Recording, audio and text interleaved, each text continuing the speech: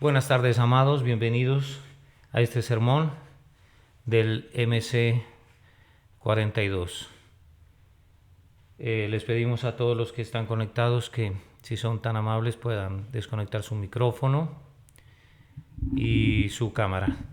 Venimos en la serie del Sermón del Monte y hoy nos compete predicar Jesús y el divorcio. Repito, Sermón del Monte, y vamos al capítulo 5 y versículo 31 y 32 del Sermón del Monte. Leamos. Dice así: también fue dicho, dice el Señor, cualquiera que repudie a su mujer, dele carta de divorcio, en el 31. 32. Pero yo os digo que el que repudia a su mujer, a no ser por causa de fornicación, hace que ella adultere, y el que se casa con la repudiada comete adulterio. Jesús y el divorcio. Basándose en el mandamiento anterior del no adulterarás, Jesús comenta otro dicho que los antiguos habían enseñado durante generaciones, y es la carta de divorcio para una mujer que ha sido repudiada. Podemos recordar que el Señor, a partir de la enseñanza de Jesús y la ley, del versículo 17 en adelante, Él hace varias comparaciones para la época actual, en ese momento en el que predicaba el Señor de la gracia, y no abroga la ley, sino que la cumple, pero desde una perspectiva nueva, desde la perspectiva de las bienaventuranzas, de la gracia, no de la ley escrita en tablas de piedra, sino de la ley del Espíritu de vida escrita en los nuevos corazones. Y dice que, basándose en el mandamiento anterior de no adulterarás, se refiere nuevamente a los antiguos. Más exactamente, estos dos versículos nos hablan de la carta de divorcio que ha sido generada para una mujer que ha sido repudiada. Bueno, el tema del divorcio ha sido muy controversial a lo largo de los tiempos, y en la era actual, pues, no es la excepción.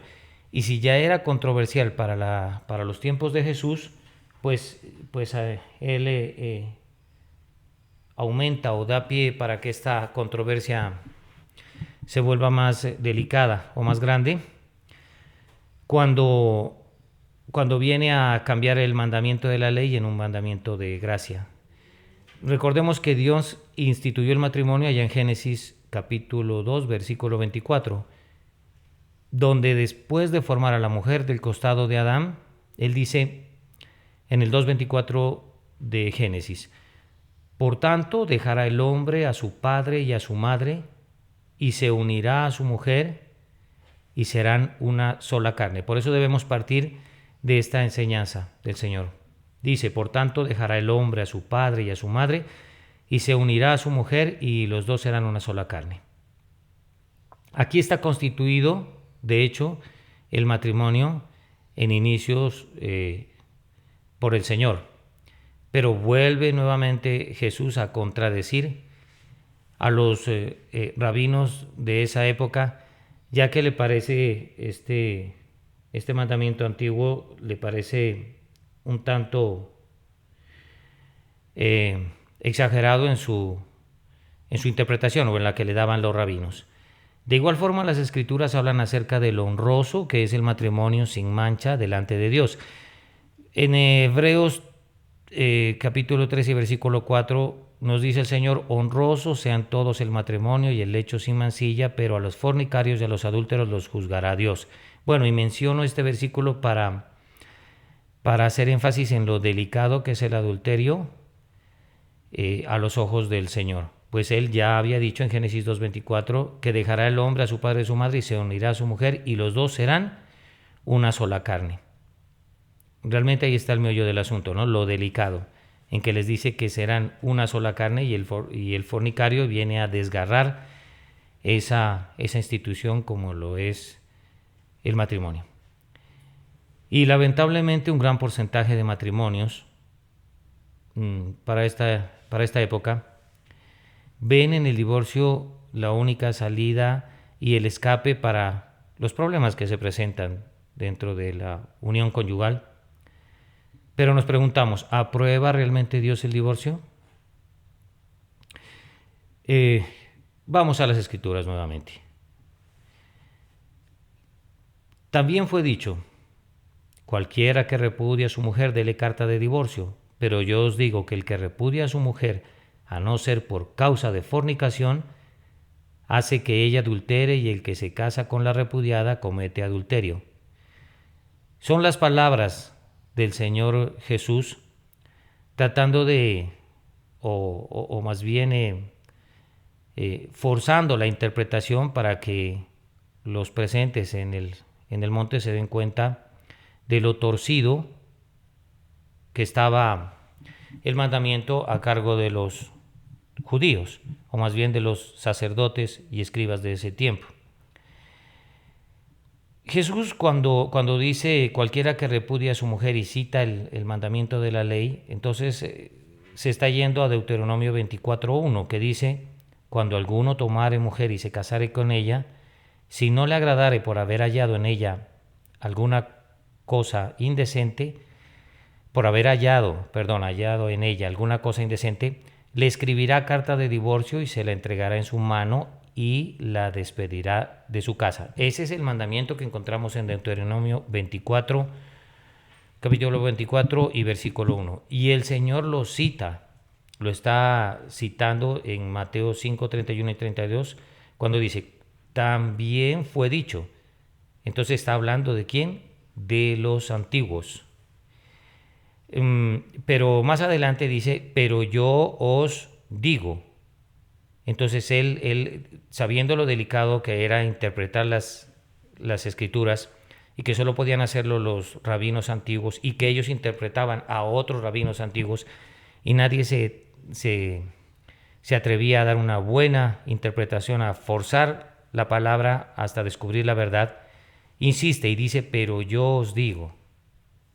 O sea, viene un nuevo mandamiento, no abroga la ley, sino que la cumple, pero desde la expectativa de la gracia.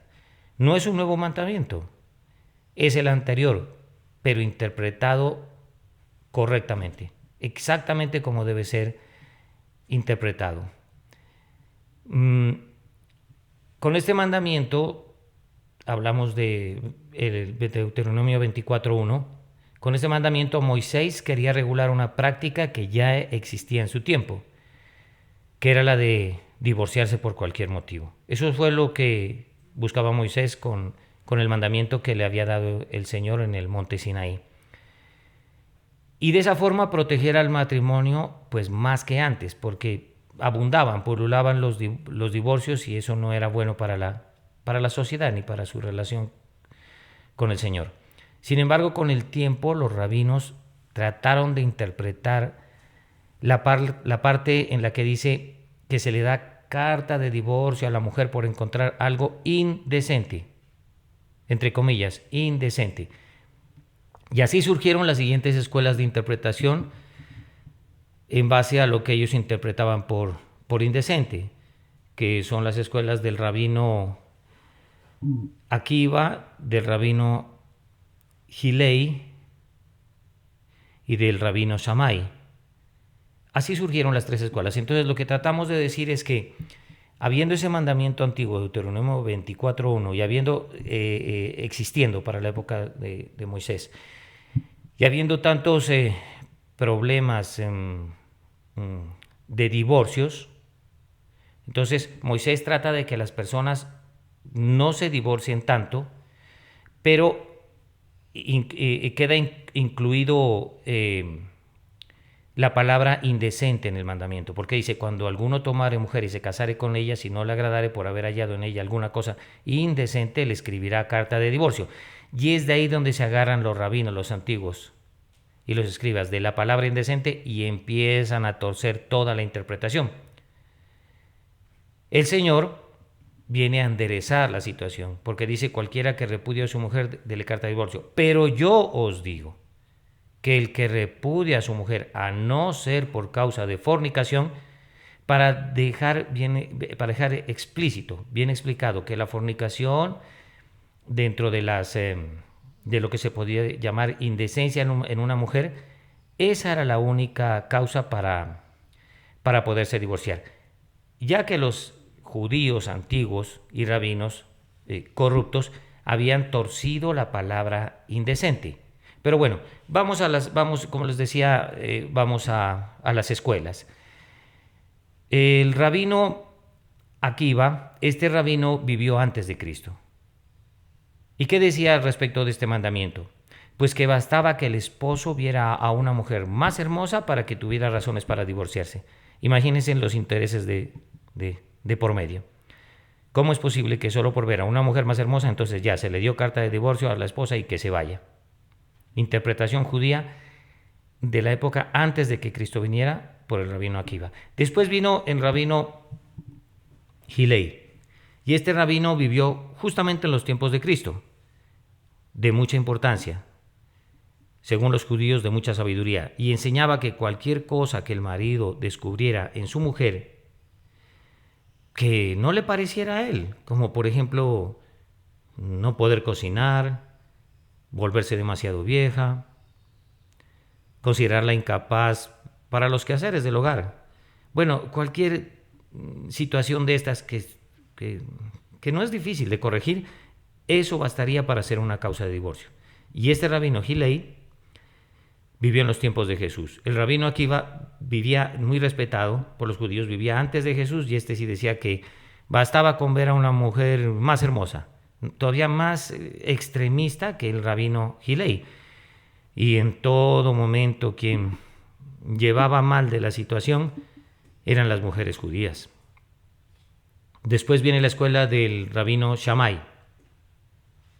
Este rabino vivió, de hecho, después de Cristo, y se apegó a las enseñanzas de Jesús referentes al divorcio. Bueno, era el que tenía más clara la situación, y afirmaba que se podía divorciar únicamente, se podía haber divorcio, se podía romper el matrimonio, el vínculo, a través del divorcio por causa del adulterio.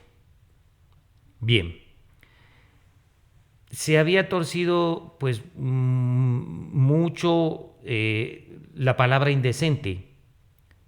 Se habían tomado todos los judíos corruptos de aquella frase que dice, si no le agradare por haber hallado en ella alguna cosa indecente. Estamos citando Deuteronomio 24:1. Repito, completo. Cuando alguno tomare su mujer y se casare con ella, si no le agradare por haber hallado en ella alguna cosa indecente, le escribirá carta de divorcio y se la entregará en su mano y la despedirá de su casa.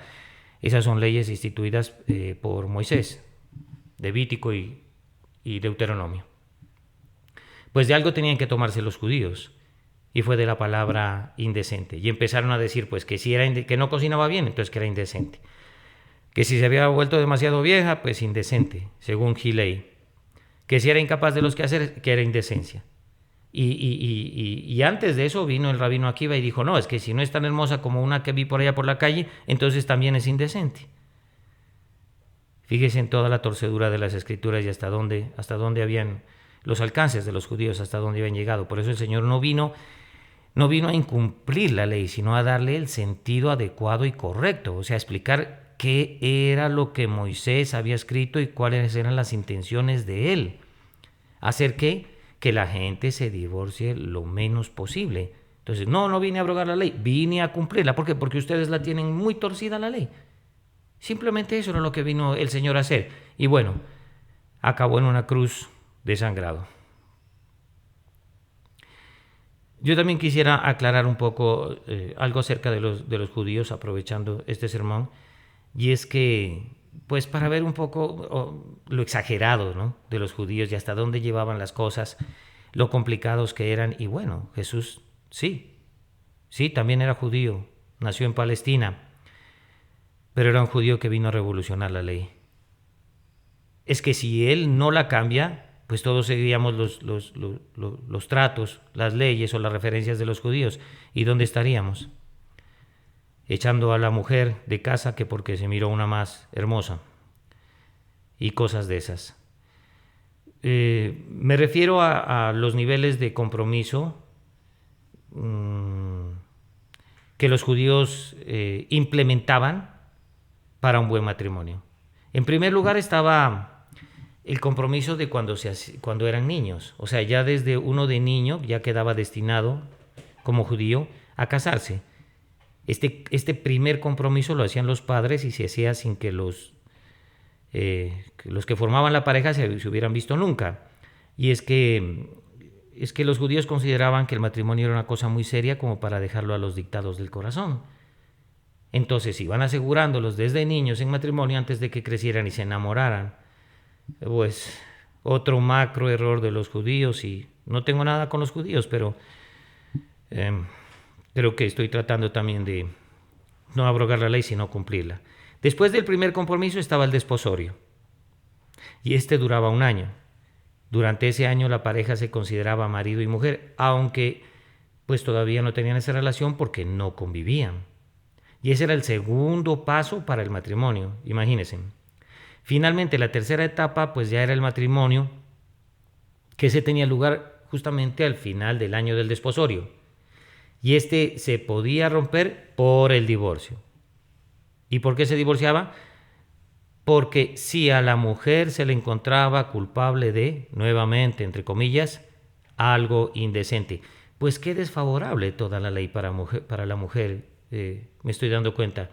Y que ha aprovechado los judíos de la torcedura de las escrituras, ¿no?, para hacer lo que a ellos les venga bien. Y no solo eso se detenía ahí, sino que también se seguía practicando la poligamia. Y el Señor nos aclara en el pasaje anterior en Jesús y el adulterio que lo más sano, lo más correcto, lo más culto, lo más salubre en este caso es solo administrar una mujer por parte del varón. Entonces, todo este embolate y este enredijo para finalmente casarse, y entonces, ¿qué? A la semana, como se vio una más bonita, sale, va para afuera. Se acabó el compromiso matrimonial. Eso es ley, amados. Ley y de la original, de la que vino a cumplir el Señor en el buen sentido. Destruyó lo malo de la ley y dejó en esencia para qué se había constituido el matrimonio. Él dijo, por tanto, dejará el hombre a su padre y a su madre, se unirá a su mujer y serán una sola carne. Y este era un compromiso proactivo en el que se generaba descendencia. Ese en inicio era el matrimonio. Pues por tal motivo Jesús les aclara, mirando que al algo indecente lo habían torcido tanto, Jesús les aclara que la única cosa indecente por la cual el hombre podía darle carta de divorcio a la esposa, entonces ya venía a ser es la fornicación, directamente la fornicación. Y es que la palabra fornicación proviene del griego porneia, que se relaciona con la pornografía de nuestros tiempos. ¿Y cómo se entiende? ¿Cómo se entiende la fornicación? Pues como un acto sexual entre solteros, pero también se puede aplicar a un acto sexual ilícito como es el adulterio en el matrimonio, cuando uno de los casados tiene relaciones por fuera del matrimonio, sea con casados, sea con solteros. A eso en este caso se denomina adulterio. También las relaciones homosexuales o lésbicas eran consideradas hombre con hombre, mujer con mujer, adulterio. Fornicación, o se consideran, podría decirse. El sexo con muertos o con animales, pues también se considera fornicación. Eso es a lo que se dirigía el Señor, exactamente así, a esa actividad, por supuesto indecente, Pero es que los rabinos le daban al término algo indecente unas interpretaciones fallidas, erradas por excelencia y más que todo acomodadas y amañadas. Entonces, estamos viendo por ese motivo algo de historia de esto, de referencias, para de base comprender qué es lo que vino a hacer el Señor Jesús con la ley. Pues en pocas palabras, convertirla en gracia, o sea, la esclavitud en libertad, o sea, las tinieblas en luz. Jesús deja bastante claro, dejen ya de decir algo indecente a lo que se les venga en gana, a lo que ustedes quieran decirle de forma amañada. Yo vengo a decirles que es la fornicación, correcto. Si un hombre casado encontraba fornicando a su esposa, entonces que se podía dar carta de divorcio. Y es que si interpretamos bien este pasaje, nos damos cuenta que el Señor también está autorizando a la mujer para que si por motivos de fornicación encuentra fornicando a su esposo, sabe, se entera, le informa, comprueba que ha fornicado, entonces que ella pues también se puede divorciar. Claro, es lógico, no podemos pasar de sexistas o de machistas en este caso. La regla no se puede aplicar solo para las mujeres. Y de hecho, hablando de las mujeres, Jesús advierte que el divorcio, por otro motivo que no sea adulterio, crea una situación pecaminosa para la mujer, perdón, si ella vuelve a casarse comete adulterio también. Esto suena a exageración, pero lo que pasa es que le falta interpretación, o más bien, la interpretación que le han dado es errada. Porque aquí simplemente Jesús exhorta a las mujeres a mejorar su trato y carácter para con el esposo. De otra forma sería sexista, machista. Y estaría diciendo, no, pues si usted se separó, mujer, usted ya no tiene derecho sino a volverse a casar con él mismo. O ya no puede, ya. Y si no, pues no se case. No. El Señor pone así la situación. Si la mujer se separa y no ha sido por adulterio, entonces está ocurriendo otra situación en ese matrimonio. Está ocurriendo algo más. Y le está hablando indirectamente a la mujer y le dice, mire, si es por su razón que usted se separa y no ha sido por fornicación de su esposo, ni por la suya misma, hay algo malo en ese matrimonio. Y le estoy insinuando que es usted la que está haciendo mal algo en el matrimonio. Pues la exhorta a mejorar su trato y su carácter. Pero si el esposo, se está comportando bien, se está comportando a la altura, es respetuoso, cumple con sus deberes conyugales, cumple con la mayordomía en el matrimonio, me refiero a que la economía también la suple, pero le viene a la mujer separarse porque sí, porque ella quiere y porque esto y porque lo otro, o seguramente pues se parece a los rabinos y vio a un hombre más hermoso por fuera y entonces ya quiere irse detrás de él. Entonces le dice, mire, usted mejor no se vuelva a casar, porque le vendría bien casarse con el que estaba casado y entonces aprenda a llevar un matrimonio. Y si se casó usted por algo. Responda y aguante y compórtese a la altura. De lo contrario, eso está creando una situación pecaminosa para usted. Sí, está bien. Puede ser que el esposo lleve un comportamiento inadecuado, así no sea que fornique, pero es que, escuche, eso sí, por ese motivo se puede divorciar, pero él está insinuando es porque se le vino en gana a la mujer y porque es el deseo y porque ya se cansó y porque no, dice el Señor, para usted, hija, entonces eso es inadecuado, viene a ser pecaminoso y mejor no se vuelva a casar porque le va a pasar la misma situación con otro varón. Miren qué hermosa la gracia, cómo interpretaba exactamente el Señor a la ley, como lo que no pudo Moisés con las tablas que le había dado el Señor hacer, intentó con buen ánimo, pero no lo logró por lo necio del pueblo. Entonces el Señor sí lo logró a través de una perfecta, hermosa y tierna interpretación y adjuntando su muerte en la cruz. Bien, pues pese a todas estas enseñanzas, la voluntad de Dios es que el matrimonio sea para siempre. Eso es una realidad. En Marcos 10, capítulo 10, versículo 9, Jesús nos dice: por tanto, lo que Dios juntó, no lo separe el hombre. Y sí, es el hombre el que lo separa. Bien sea el marido, bien sea la mujer, pero el hombre acaba dividiendo el matrimonio. Y eso lo ha unido Dios. Imagínense, siempre va a haber uno de los dos implicados. Y lo que es peor, en ocasiones, los dos separan lo que Dios juntó. ¿Por qué? ¿A qué se debe? Pues lamentablemente la dureza del corazón del hombre es la que sigue provocando la finalización de la unión conyugal, de los matrimonios. Cada año son cientos de divorcios que se dan y el pueblo cristiano, pues no, en realidad no es la excepción. Yo recuerdo que para finales del anterior siglo, el balance en la Unión Americana, hablemos de Norteamérica, era que de cada 3 matrimonios uno se separaba. Pero para este siglo nos encontramos que de cada 2 matrimonios, entonces uno se separa. Y les digo que el pueblo cristiano no es la excepción. Entonces me dirán, bueno, y en inicios, ¿por qué no es la excepción? Bueno, podemos arrancar porque a los que se les ha dado interpretar la palabra, más se parecen al rabino Akiva, Hillel y Shammai que al Señor Jesús. Porque es a través de la palabra que se debe impedir que las personas se separen.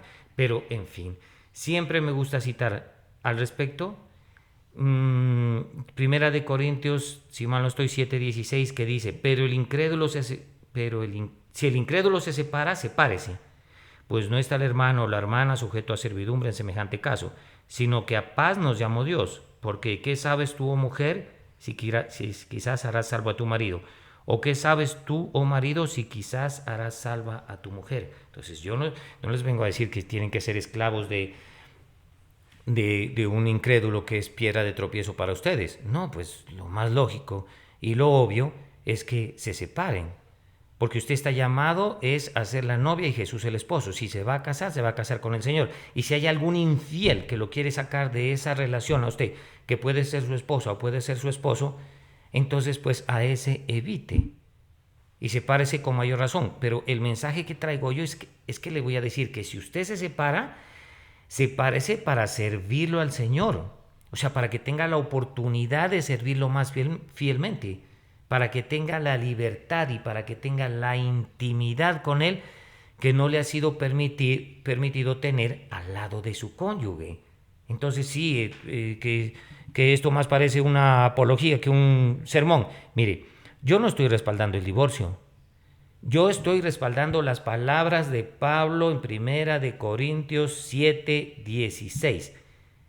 Simple y llano. Recuerden, el Señor hace referencia de una manera práctica en 2 versículos acerca del divorcio y después deja esto para sus discípulos, para sus apóstoles, para que lo expliquen con más tiempo, para que sean más extensos en su explicación. Y es que en 1 Corintios capítulo 7, del 8 al 16, Pablo dice: esto me dice el Señor, pero esto digo yo.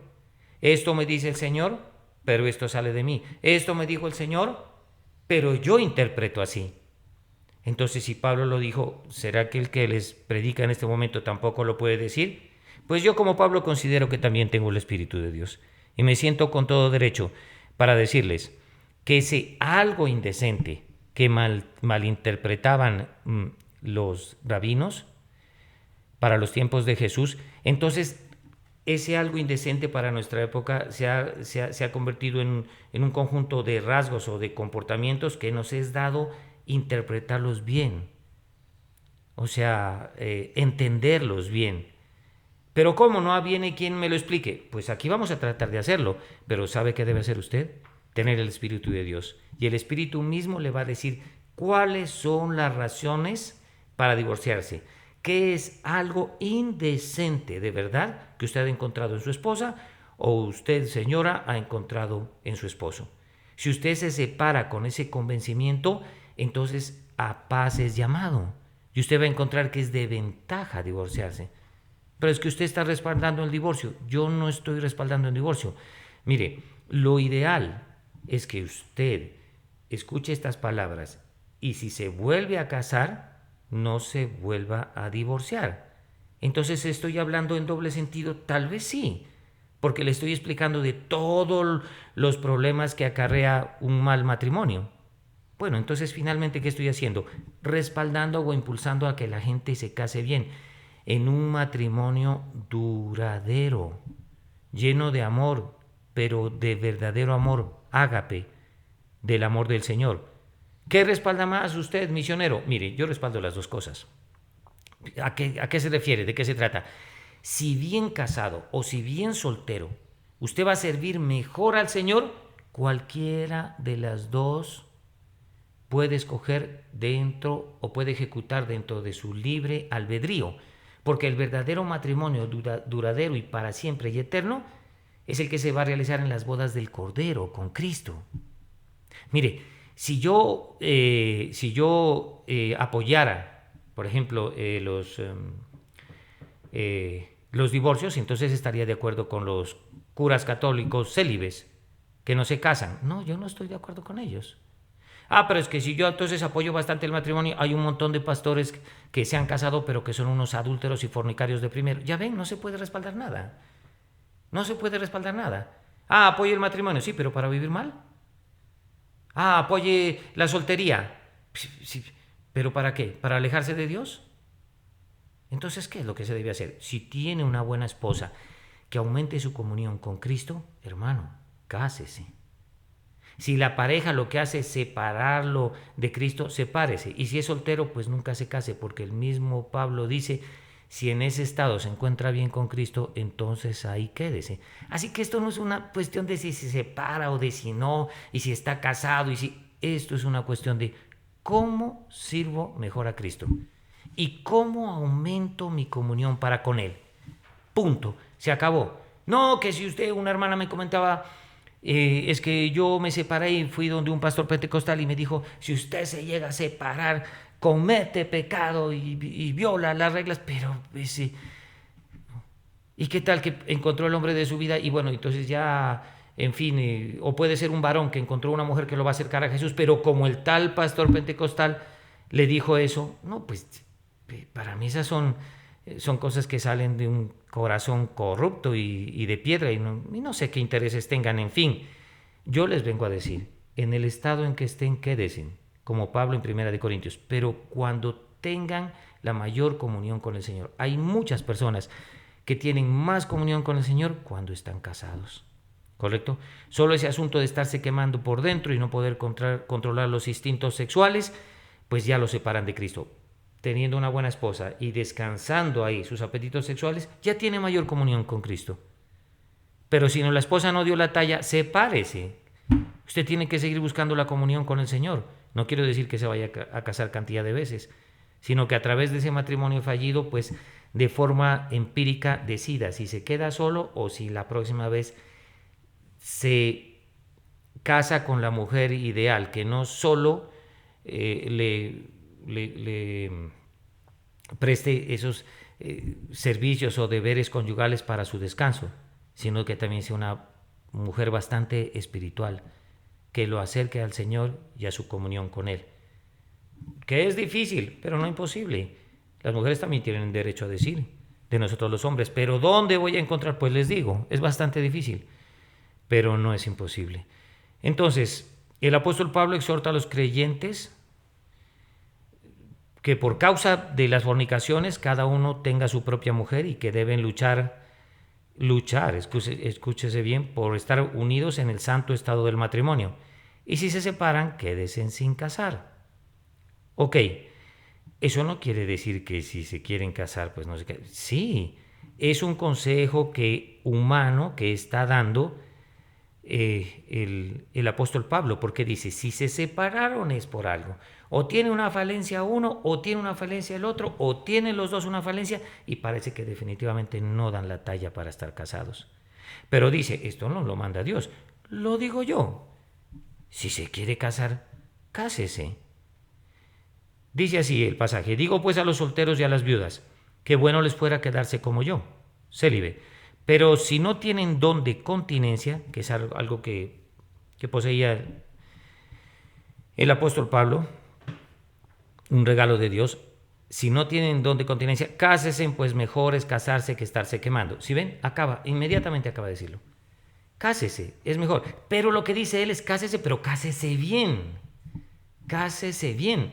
Y bueno, y si uno por A o B razones en la vida se casó mal, que porque todavía no conocía al Señor, o porque me casé con una persona encubierta que después se mostró quién era, y entonces pues sepárese y ya está. ¿Que cómo va a solucionar lo de estarse quemando por dentro? Si quiere, vuélvase a casar, o si quiere, tenga una comunión tan alta como la del apóstol Pablo, y entonces reciba el don de continencia. Dice: pero a los que están unidos en matrimonio mando no yo, sino el Señor, que la mujer no se separe del marido. Buena exhortación a la mujer. Si está bien casada, no lo haga. ¿Para qué va a ir a buscar lo que no se le ha perdido en otro lugar? Bueno, y si se separa, quédese sin casar, o reconcíliese con su marido de forma tierna, lo dice el apóstol Pablo, y que el marido no abandone a su mujer. Y a los demás yo os digo, no en el Señor, sino que está hablando él, por la inspiración y santidad que le ha dado el Espíritu de Dios. Si algún hermano tiene mujer que no sea creyente y ella consiente en vivir con él, no la abandone. Ahora sí estamos hablando de el crédulo con el incrédulo, el pío con el impío.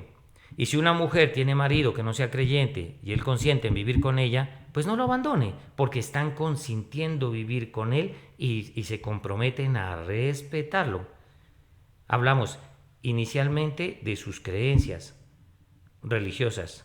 Hay libertad de culto, no se entromente, y es una buena mujer o es un buen marido. Bueno, ¿por qué? Porque se va santificando poco a poco la mujer en el hombre, o el hombre en la mujer, y cabe la posibilidad de que se conviertan a Cristo. Y lo que es más, los hijos pues no serían inmundos, dice el mismo pasaje, sino que habría un vencimiento grande a que terminen como santos. Entonces, mire, imagínese, ni autoriza. ¿Qué tal en los tiempos del rabino Akiva, Gilei o Chamay? Que si era incrédulo, ¿no? Bótela. Si no es hermosa, bótela. Si no sabe cocinar bien, bótela. No, es que algo indecente. ¿Por qué? No, pues es que no cerró la puerta del baño cuando entró, bótela. No, pero que el apóstol Pablo dice: vea, trate de vivir con el incrédulo si no es piedra de tropiezo, porque usted puede llegar a ser santos a su esposa y a sus hijos. Y viene el pasaje que les mencioné. Pero si el incrédulo se separa, sepárese, pues no está el hermano o la hermana sujeto a servidumbre en semejante caso. ¿Sí? Si es incrédulo, no me diga que porque entonces conoce a Cristo y que iba a la iglesia y que esto o lo otro es crédulo. No, no, la conversión es de corazón. Usted puede vivir muchos años con una persona que indicaba ser cristiana, hija de Dios, o cristiano, o hijo de Dios, y total no lo era. ¿Y esto qué pasa a ser? Un incrédulo. Bueno, correcto. No es piedra de tropiezo. Está bien. Déjelo vivir a su lado y continúe con él.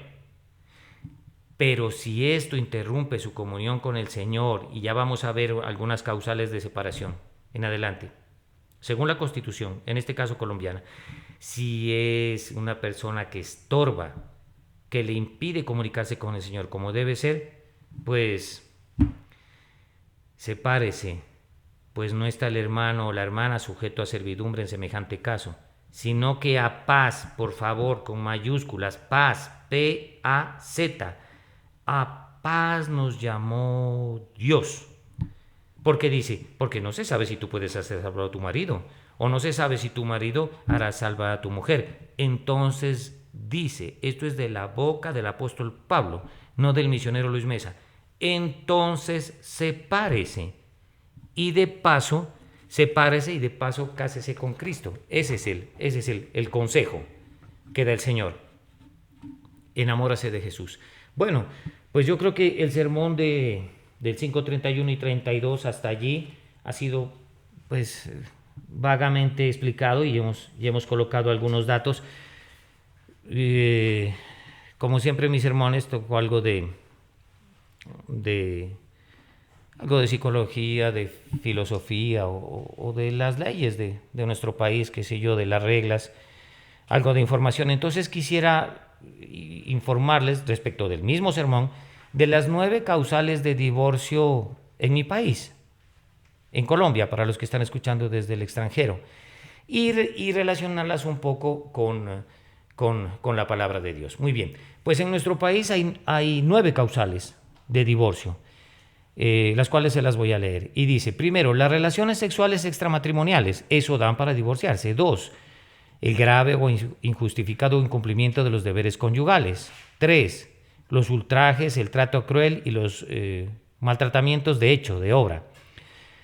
La cuarta dice la embriaguez habitual, el exceso de licor en fin. 5, el uso habitual de sustancias alucinógenas salvo prescripción médica.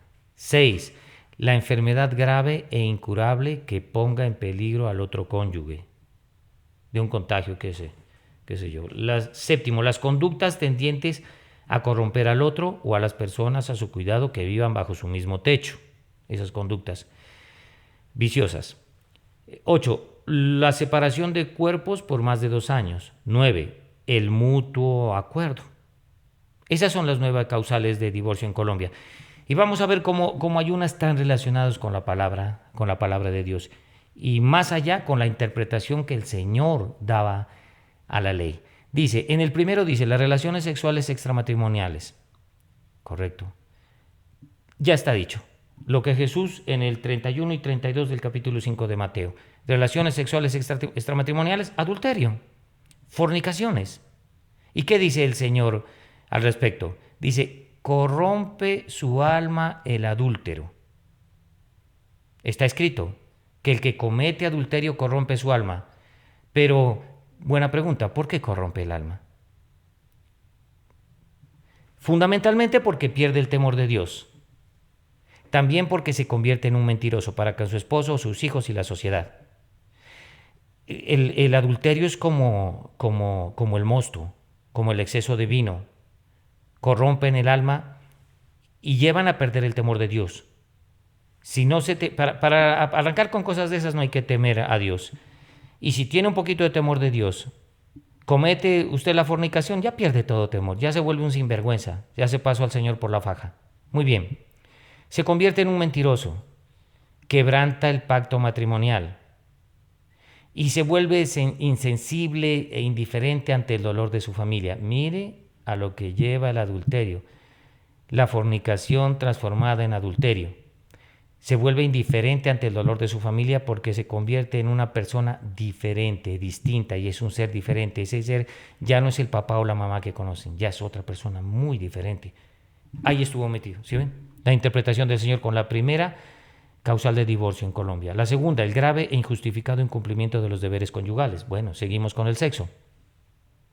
Y ahí nos podemos ir a 1 Corintios 7:3, donde dice, el marido cumpla con la mujer el deber conyugal, y asimismo la mujer con el marido, respaldado por la palabra de Dios. Se debe cumplir el deber conyugal de forma mutua. Y la Constitución colombiana dice el grave e injustificado incumplimiento de los deberes conyugales.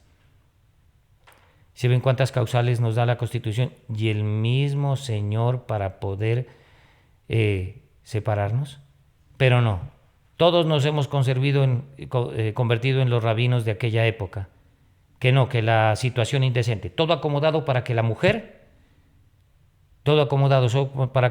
y permítame, lleve del bulto. A toda hora lo que le dé la gana al varón. No, aquí también dice que si el varón no está cumpliendo los deberes conyugales con la mujer tiene derecho a separarse. ¿Correcto? Y que si las relaciones extramatrimoniales en la primera causal, pues si tiene relaciones extramatrimoniales el varón, la mujer también puede divorciarse. Pero no, según los rabinos de aquella época, era la mujer. Ellos sí hacen lo que les dé la gana y entonces la mujer, ¿en qué quedaba? Puedo decirles que las mujeres hasta el día de hoy de los judíos sufren y sufren muchísimo. Yo leí algunos escritos de un libro que decía la cárcel en la que vive la mujer de los judíos y terrible, terrible todo lo tienen que pasar y bueno, no tengo nada con los judíos, lo vuelvo a decir, sino contra los que incumplen la palabra de Dios. Tercera causal, los ultrajes, el trato cruel y los maltratamientos de obra, de hecho, golpes, maltratos, lesiones y todas esas cosas. Bueno, pues yo les puedo decir respecto del 3, del causal 3, de los ultrajes y el maltratamiento físico y cruel, que Cristo se dio a sí mismo por la iglesia y la ama y la cuida. Si los esposos siguen su ejemplo, me imagino que amarán y cuidarán a sus esposas. Si las esposas siguen su ejemplo, amarán y cuidarán a sus esposos. Pero el abuso niega el amor y menosprecia, bien sea al esposo o a la esposa, pero niega el amor y lo menosprecia. Ni el esposo ni la esposa deben tratar al otro con prepotencia, oígase bien lo que gobierna para estos días, sino que ambos deben someterse mutuamente al amor. Muy bien. Ya queda claro, ya queda claro. Los ultrajes, el trato cruel y los maltratamientos de obra, ¿dan para separarse? Dan para separarse. ¿Quién lo dice? La Constitución colombiana y la preciosa, hermosa y perfecta palabra de Dios. ¿Por qué? Porque no está el hermano o la hermana sujetos a semejante servidumbre, cruel servidumbre, para nada apoyada por el Señor. Vamos con el cuarto. La embriaguez habitual. Pues no, el Señor condena la embriaguez en todo momento. Se pierde el buen uso de la razón. ¿A qué lleva la fornicación del adulterio? A la pérdida del juicio, el uso de razón adecuado. Y entonces se puede cometer muchos errores y poner en peligro la integridad física y emocional. ¿Respaldó el Señor? 5. Y ahí va respaldando el Señor. El uso habitual de sustancias alucinógenas salvo prescripción médica. Hablamos de lo mismo del 5. 6. La enfermedad grave e incurable que ponga en peligro al otro cónyuge. Aplique su libre albedrío. Si quiere quedarse al lado de su cónyuge y contagiarse y morir con él, nadie se lo va a impedir. Nadie. Pero si de mutuo acuerdo con el cónyuge dice, nos salvamos uno de los dos, sí, pero yo tendría que separarme de ti. Sí, amado o amada, sepárese. Ya está. Respaldado por ese Señor, se separó. ¿Y para qué quiere la vida? Pues ¿para qué vamos a morir los dos? Si yo puedo con mi vida seguir predicando el Evangelio, empujar el reino de los cielos aquí en la tierra, santificar personas, llevar la palabra a sus oídos y que el Señor mismo los sane y los salve. Sepárese. No se infecte. Viva. Sea inteligente. Sea santo. Otra que cumple el Señor y la Constitución. 7. Las conductas tendientes a corromper al otro o a las personas a su cuidado que vivan bajo su mismo techo. Eso se da mucho, ¿saben? La influencia del esposo o la esposa para corromperlo al otro y meterlo en situaciones prohibidas, ilegales, pero más que todo sacarlo de la comunión y llevarlo que dizque a otra religión, que al libertinaje, que aquí. Pues les voy a decir algo al respecto. Dios aborrece el divorcio porque aborrece al que siembra discordia entre hermanos. Por eso aborrece el divorcio. Por eso, y no le gusta. Porque entonces en ese matrimonio hubo discordia entre hermanos. Pero para que haya discordia, uno de los dos tuvo que sembrar la discordia. Eso está en Proverbios capítulo 6, versículo 19. Y dígame una cosa, el que sembró la discordia no le da derecho al otro a que se divorcie, pues si quiere les vuelvo a predicar desde el principio. Eso es lo que viene diciendo el Señor en todo el sermón. No, la persona que tiende a corromper al otro, o a los que están, a los hijos que están bajo el mismo techo, no se merece seguir viviendo al lado de un santo. Sepárese, quien lo dijo la Constitución y el Señor en su palabra. 8. La separación de dos cuerpos, la separación de cuerpos por más de 2 años. Eso lo sabemos bien, eso es una separación de hecho. Y es que ahí nomás ya entra, por ejemplo, el respaldo de que no hubo sexo. Y ya está. Y si francamente los dos no están juntos por más de 2 años, o es que uno de los dos, o los dos no siguen a Cristo. Lo dice la Constitución, lo dice el Señor. 9. El mutuo acuerdo. Fíjese, si hay un mutuo acuerdo es porque los dos son personas inteligentes, prudentes, sabias, pasivas. Y han llegado a ese acuerdo para no hacer sufrir al resto de personas. ¿No será esto de Dios? Digo, en principio a los hijos. Escúcheme, cuando una relación de pareja se volvió intolerable, atenta contra la dignidad o integridad física de los implicados, y cuando una de las personas o las dos se sienten frustrados, desgastados y no perciben voluntad por parte del compañero para buscar soluciones, la salida más conveniente es una separación o el divorcio. Pero, entiéndase bien, a paz nos ha llamado Dios. Es para buscar la paz. Porque si usted se va a separar para ir a convertirse en un doble o triple diablo de lo que es, allá verá usted, no le predico, yo no sé qué será lo que va a hacer. ¿Autoriza, no autoriza? Yo no soy nadie para autorizarlo. Lea la palabra, allí está. Es para santificarse. Si va a salir para volverse en un demonio, quédese el demonio que es, en la casa, y siga así hasta condenarse. ¿Qué más le puedo decir? Bien, para la actualidad o para el día de hoy, ¿cuál podemos decir que es la principal causa del divorcio? Ya se acerca el final de este sermón. Pues, si mal no estoy o si mal no recuerdo, del año 2020 para acá hasta el año 2010, en esa década, la principal causa de divorcio era la escasez económica, los problemas económicos en la pareja. Del 2010 al 2020, la principal causa de divorcio en el mundo era la falta de comunicación en la pareja. Hace 2 décadas, ¿cuál era? Las dificultades económicas. En esta última década, ¿cuál fue? La falta de comunicación. Y para esta década que iniciamos, la principal causa de divorcio es el egoísmo, lo cual condena el Señor a diestra y a siniestra en su palabra. Es el egoísmo. Podemos arrancar por Mateo 24:12 y dice, y por haberse multiplicado la maldad, el amor de muchos se enfriará. El antitipo del amor no es el odio, es el egoísmo. Y el amor se puede definir también como altruismo. De forma que al multiplicarse la maldad y enfriarse el amor, entonces, ¿qué es lo que aumenta? ¿Qué es lo que crece? ¿Qué es lo que crece en las personas? El egoísmo. Hablemos algo de etimología. Egoísmo viene de la palabra ego, y del ego viene del latín que significa yo. ¿Qué es el ego? ¿Qué es el yo?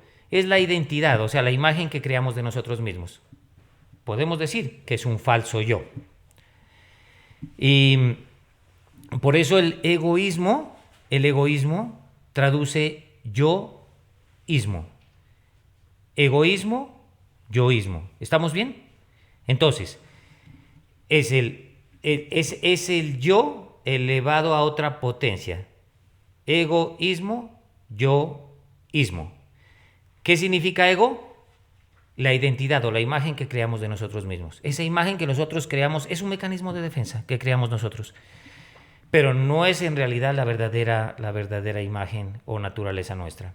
El término egoísmo hace referencia, yo quiero que pongan especial cuidado en esto, al amor excesivo, pero que una persona tiene por sí misma y que la hace atender desmedidamente sus propios intereses.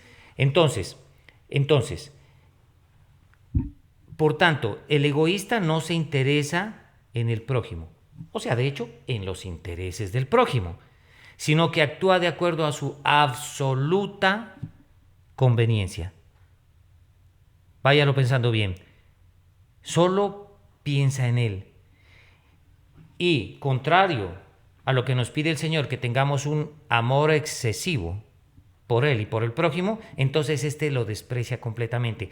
El egoísmo es la mayor maldición para esta época en la que arrancamos a vivir. Estos egoístas son capaces de poner sus intereses, los intereses particulares por encima de todos los demás. Y ellos son capaces inclusive de dañar a las personas, a las que están cercas, a los familiares, a las personas queridas. Su necesidad de conseguir lo que anhelan es tan grande que son capaces de hacer todo por alcanzar las metas. Esa es el estilo de vida, el modus vivendi que se mueve hoy en día en la calle, en la sociedad, el egoísmo. ¿Y qué dice el Señor al respecto? En Filipenses capítulo 2, versículo 21. Capítulo 2, repito, versículo 21. Pues que el egoísmo perjudica a la obra del Señor, porque todos buscan lo suyo propio, no lo que es de Cristo Jesús. Para esa época ya se vivía eso, pero ahora se vive de forma muy inflada y exagerada esa situación. Y esa viene siendo la principal causa de separación para estos días. ¿Cómo ha evolucionado todo esto? Es más, el egoísmo ya se ha convertido en egocentrismo. ¿Qué es egocentrismo? Egocentrismo. Hablamos de egoísmo, ahora va a ser egocentrismo. Es el término que hace referencia a centrarse en el ego, es decir, en el yo. Y el egocéntrico hace de su personalidad el centro de atención, el centro de todo, el centro del mundo. ¿Y qué es personalidad? Bien, a ver, personalidad puede ser el conjunto de rasgos o más bien el conjunto de cualidades que configuran la manera de ser de una persona y la diferencian de los demás. Entonces, una personalidad de una persona queda definida por los rasgos y cualidades que la configuran. Es de esta forma es una persona y la personalidad se puede dividir en temperamento y carácter. El temperamento es lo que se hereda de los padres y el carácter la formación por imitación a través de su infancia y de su juventud. El egocéntrico necesita sentirse constantemente halagado y admirado por otros. De hecho, a cualquier crítica externa es hipersensible, es irritable. Y la persona egocéntrica está constantemente comparándose con los demás. De eso van a encontrar muchísimo en la calle. Viven con frustración porque otra persona es mejor que ella, que más bonita, que más cualidades, que más adinerada, que qué sé yo. El egocentrista tiene un problema. Ve el mundo desde su punto de vista, desde el propio, pero sin conocer la existencia de puntos de vista de los otros. Ni siquiera conoce la existencia del punto de vista de los otros, menos la va a considerar. De lo que no tiene conciencia, y el problema del egocentrista, es que es prisionero de su propio punto de vista. Y ahí está encajonado, y ahí está preso en su propio punto de vista. El apóstol Pablo, muy al respecto, nos recomienda a través de la Biblia. Ya vimos que recomendaba acerca del egoísmo, ¿no? Que por haberse multiplicado la maldad, el amor de muchos se enfriará. Y el egoísmo que pasa, y también dice que el egoísmo perjudica la obra del Señor, porque todos buscan lo suyo propio, pero no lo que es de Cristo Jesús. Y si el egoísmo evoluciona hasta el egocentrismo, entonces el apóstol Pablo nos recomienda algo. No hagan nada por egoísmo o vanidad. Sume egoísmo más vanidad, egocentrismo. Más bien con humildad. Consideren a los demás como superiores a ustedes mismos. Cada uno debe velar no solo por su propio interés, sino también por los intereses de los demás. Lo que nunca va a ser el egocentrista, ¿cierto? No lo hace el egoísta, sino el egocentrista. Ya no ve por los intereses de los demás. El egoísta es solo para con lo suyo, pero el egocentrista ya se mete con lo de los demás. Eso nos recomienda el apóstol Pablo. Y para ir terminando, ¿puede irse eso más allá? Sí, el egoísmo se puede convertir en egocentrismo y el egocentrismo en narcisismo. Hay un adjetivo especial en este es un trastorno mental ya. Y este trastorno mental se caracteriza por esa sensación de grandiosidad y de admiración excesiva hacia uno mismo. Este es el adjetivo, esta es la característica especial. La grandiosidad y la admiración excesiva hacia uno mismo. Tienen una necesidad los narcisistas grandísima de ser admirados por los demás. Tienden a creerse superiores a los demás. Piensan que es por ser superiores a los demás, pues que deben ser tratados de manera muy especial. Siempre van a estar acompañados de fantasías de éxito ilimitado, poder, brillantez, belleza, amores imaginarios. Así son los narcisistas. Y creen que son especiales, entre comillas, especiales. Las relaciones del narcisista, del que fue egoísta, después egocentrista y ahora ya va a ser narcisista, esas relaciones son complicadas y pueden calificarse de tóxicas, porque la desigualdad de un narcisista con su pareja, que generalmente es empática, ya hemos hablado, una persona que se preocupa más por los demás que por ella, y se mete con un narcisista que se preocupa exclusivamente por él y por su grandiosidad, eso genera una relación tóxica. Y pues generalmente el empático, ¿qué hace? A paz ha sido llamado, entonces ¿qué? Se divorcia, se separa. Y ya terminando con los narcisistas, podemos decir que son personas que ellos consideran que no pueden cometer ningún error, perfeccionistas, Dios por ningún lado. Si usted le hace una crítica a una persona de estas, le van a rebotar muy fuerte, ¿saben? No las aceptan, ni fracasos ni críticas. Y delante de la sociedad es que son personas arrogantes y siempre buscan usar a los demás en propio beneficio. Eso se llama parasitar, porque por excelencia el narcisista gusta de explotar a otros para lograr beneficios personales. Y entonces encontramos a derecha y a izquierda cantidad de personas de esas y yo les sugiero y les aconsejo y como predicador les pido que no vayan a dar con una de estas personas como para emparejarse. Y si dieron con esa persona, no duden en separarse, casado o no, porque a paz nos llamó el Señor. Y es que miren, segunda de Timoteo, cuando define el Señor a través de la carta de Pablo a Timoteo el carácter de los hombres de los postreros días, entonces aquí van a encontrar al egoísta, al egocentrista y al narcisista. Que de hecho el narcisista, por ser un trastornado mental, pues ya es un psicópata, pero un psicópata subclínico, no el psicópata masoquista que conocemos, el asesino, sino un psicópata integrado, uno que está camuflado por ahí en la sociedad y lo que viene a hacer es pues el ministerio de Satanás, robar, matar y destruir. Dice en el 3.1 de Timoteo, también debes saber esto, que en los postreros días, amado Timoteo, vendrán tiempos peligrosos. Postreros, futuros, habla de los de hoy en día, porque habrá hombres amadores de sí mismos. Ahí está, narcisista, egoísta, egocentrista, narcisista, amadores de sí mismos, avaros, vanagloriosos. ¿En avaros qué? Egoísta. Amadores de sí mismo, egocentrista. Vanagloriosos, narcisista. Soberbio, narcisista. Blasfemos, egocentrista. Desobedientes a los padres. Ingratos, impíos, egoísta. Sin afecto natural, narcisista. Implacable, egocentrista. Calumniadores, intemperantes, crueles, aborrecedores de lo bueno. Ahí están todas estas personalidades. Traidores, impetuosos, infatuados, amadores de los deleites más que de Dios.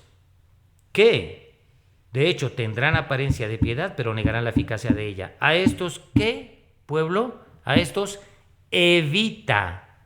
Evita. Y dentro del evita está sepárate o divórciate, porque no estás llamado a semejante servidumbre. Y si vas a volver a casarte, por favor, pon en práctica todo esto, dice el Señor. Claro que se puede dar una segunda oportunidad, pero ya bien formada, la persona habiendo leído esto, habiendo concluido, habiendo sabido identificar a un egoísta, un egocentrista, un narcisista, y escuchando la voz de Dios, que le diga, a esta persona te he puesto yo y me sirves mejor en pareja. Bueno, ya por ahí será que se puede volver a casar. Terminemos.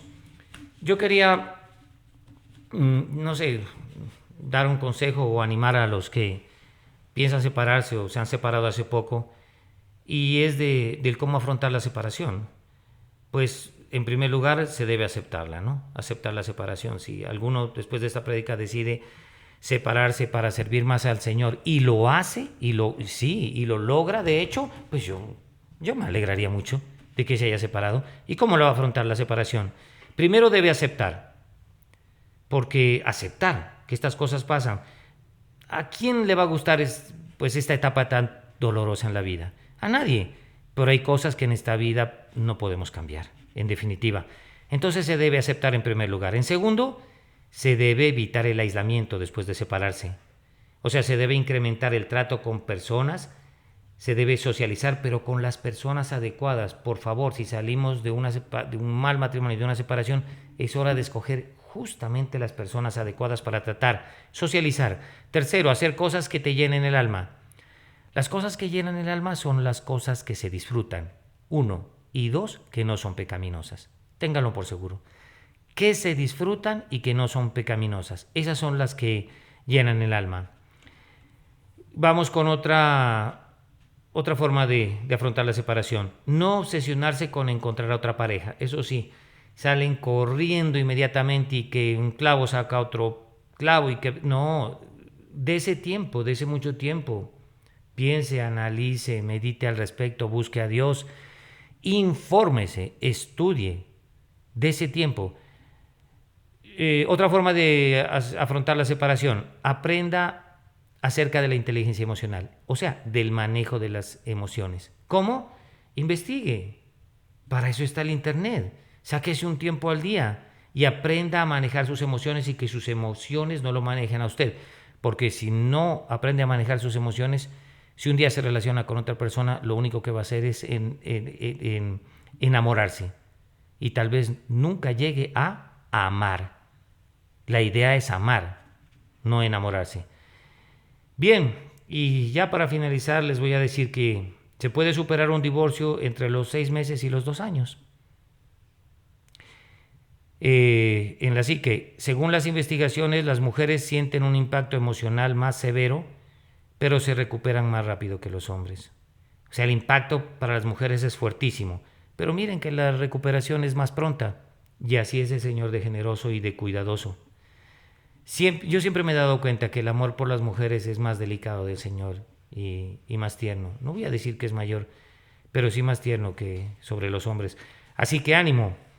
Usted puede recuperarse psicológicamente y físicamente entre 6 meses y 2 años. Escoja de qué forma lo va a hacer, pero presiento que si ha escuchado este sermón o lo vuelve a escuchar a través de la web, pues eso se va a aligerar y esas cargas van a caer de su espalda, porque a paz estamos llamados, y si el propósito definitivamente es servir mejor al Señor, y que por eso es por lo que usted se va a divorciar o a separar, el éxito está asegurado. Si usted es un valiente y es una mujer o un varón de palabra. Bueno, pues parece que viene más a animar a la gente que se divorcie en este sermón. No, la verdad es que no es así. Y los que están muy bien casados, pues no pueden escuchar este sermón y no es más que otro sermón. Pero los que están por separarse y ya se separaron, sí deben aplicar aquí lo que aquí se habló.